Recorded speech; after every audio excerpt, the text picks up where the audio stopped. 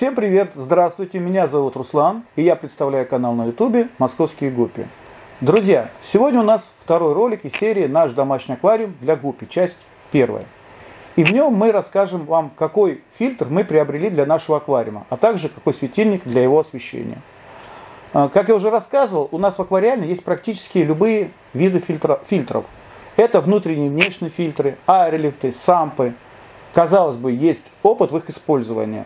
Есть понимание того, какие у них плюсы и минусы. В принципе, так оно и есть. Поэтому, зная, какое будет устройство нашего аквариума-травника, мы практически сразу свой выбор остановили на внешнем фильтре. Но в комментариях к нашему первому ролику, вступлению, в позитивном ключе указывалась еще одна конструкция фильтра, которой у нас никогда не было. Это так называемый рюкзак. И советовали наиболее популярную серию из производства фирмы Aquael, VersaMax. Вот эту серию VersaMax. Мы внимательно знакомились с конструкцией этих фильтров. Они, кстати, имеют несколько модификаций. В принципе, для наших целей нам вполне мог бы подойти рюкзачок Aquael VersaMax 3. Но, осмотрев его в магазине, мы поняли, что он нам, в принципе, подойти не может. Чисто из эстетических соображений. Он все же достаточно громоздкий, а при небольшой ширине нашего аквариума, особенности места установки его и особой конструкции крепежа, выбранном нами светильника, этот фильтр нам пришлось бы установить с фронтальной стороны аквариума. Но мы посчитали, что такой фронтальный вид нас не устроит. Друзья, прежде чем я продолжу, я хочу сделать одну оговорочку. Значит, цены, которые мы будем указывать в этом ролике, даны на конец января, начало февраля 2022 года.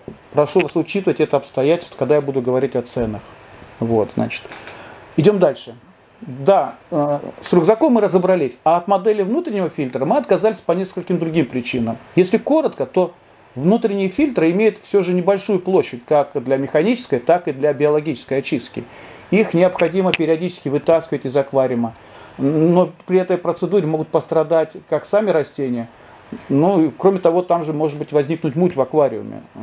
И опять же, смотрится все это несколько чужеродно, этот фильтр. Как его не закрывай, все-таки его будет видно.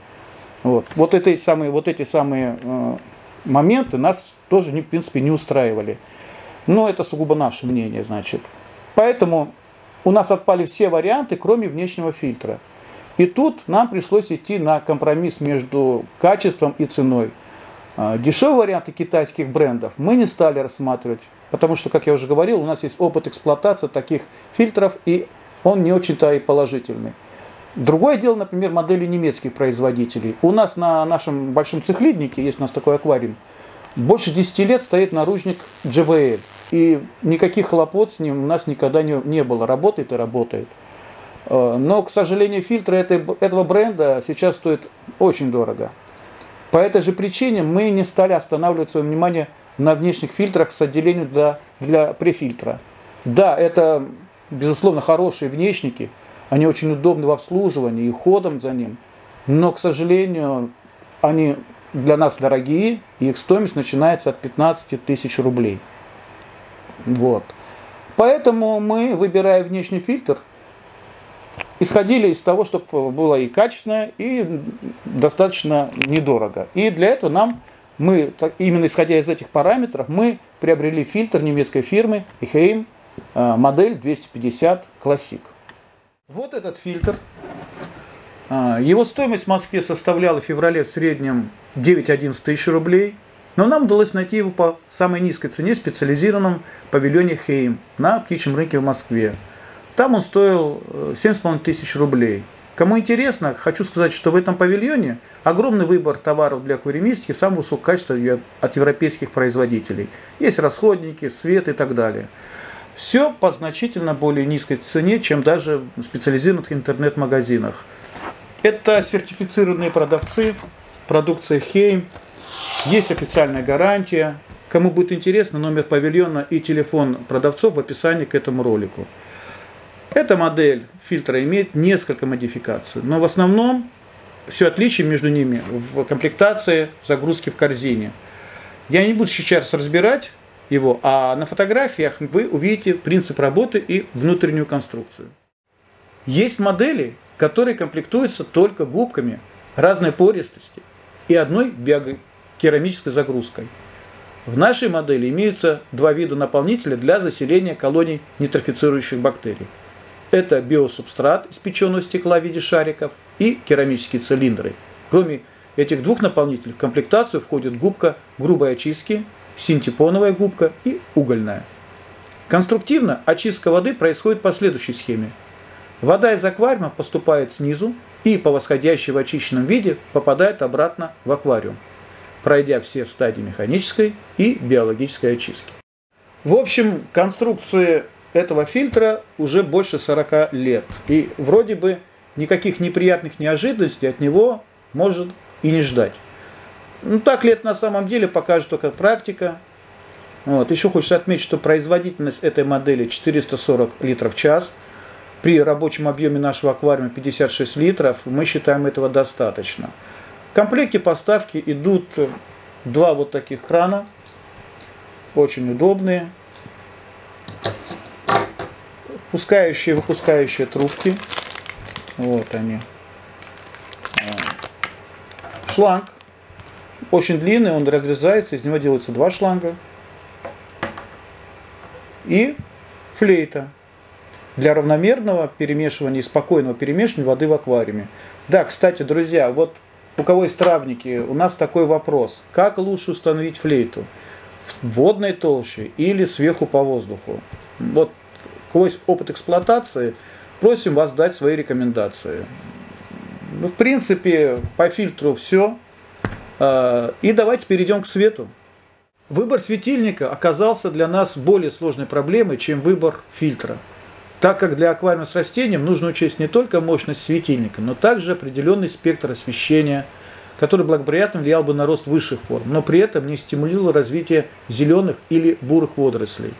Это вообще не совсем простая задача, но решать ее все же тоже придется. Поэтому, учитывая, что у нас не очень самый большой опыт в этом вопросе, мы решили довериться профессионалам.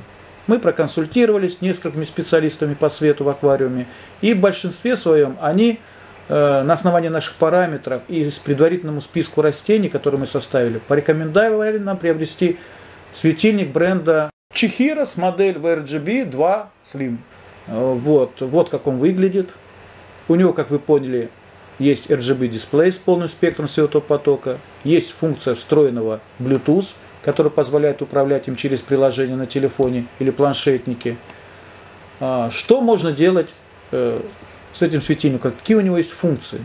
У него есть функция установки рассвета и заката, таймер включения-отключения времени, есть возможность настраивать его по ручным настройкам, есть функция автоматической настройки с вариантами предустановленных параметров, регулируется мощность освещения, температура светового потока. Ну, в среднем цена на светильник этой модели составляла 15 тысяч рублей. Но нам по специальной акции в одном из интернет-магазинов удалось купить его за 11 тысяч рублей. Сейчас мы только учимся настраивать его. Вот так выглядит приложение на работу с этим светильником. Сейчас я его включу. Вот, пожалуйста. Вот, видите, вот он загорелся. Вот предустановки здесь меняются, как бы видите, да, как меняется свет. Можно в ручном режиме как-то настройки производить. Вот. То есть сейчас мы только разбираемся с ним. Поэтому, друзья, у нас есть просьба к вам. Если вы пользуетесь этим светильником или похожим на него, то мы очень просим вас поделиться своим опытом, дать какие-то рекомендации. Вот, в плане, какая выставлена у вас температура, мощность, длительность светового дня. Вот. Просим вас при этом, когда вы будете нам что-то писать по своим рекомендациями, указывайте объем аквариума. Это тоже очень важно, на какой объем аквариума рассчитан ваш светильник был, какие параметры вы выставляли для него. Вот. В следующем ролике мы расскажем вам о том, какой грунт мы выбрали для своего домашнего аквариума, а также о дополнительном оборудовании для него. А на сегодня у меня все. Всего вам доброго и до новых встреч на канале Московские Губки.